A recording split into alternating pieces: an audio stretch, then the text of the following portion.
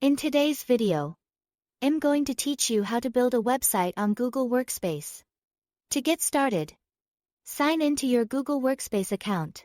Once you are in, head to the top right corner and click the 9-dot Google Apps icon. This opens the app launcher where you can access the tools connected to your workspace. From that panel, select Google Sites to open the website builder.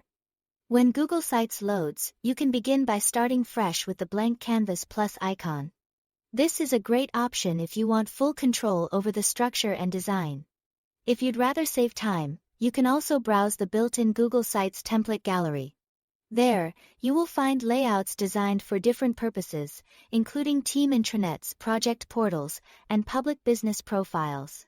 Choose the option that best matches the kind of site you want to create. Next, name your site using the editor box in the top left. Giving it a clear name early on helps keep your project organized and makes it easier to identify later. After that, open the Pages tab on the right side panel.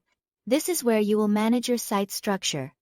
Use the plus icon to create additional standard web pages as needed. If you want a cleaner navigation menu, you can drag one page underneath another to nest it, which automatically creates drop-down menus for your visitors.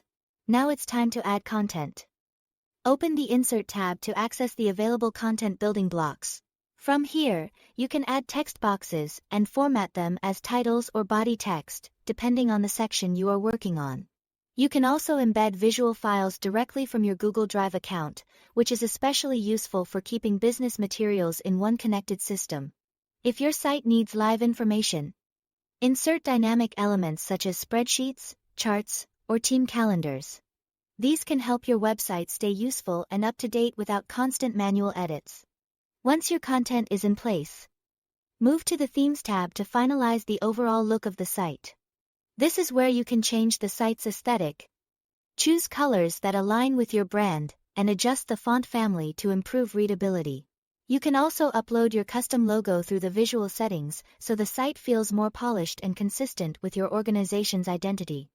Before publishing, click Preview in the top bar to inspect how the site looks, especially on mobile layouts.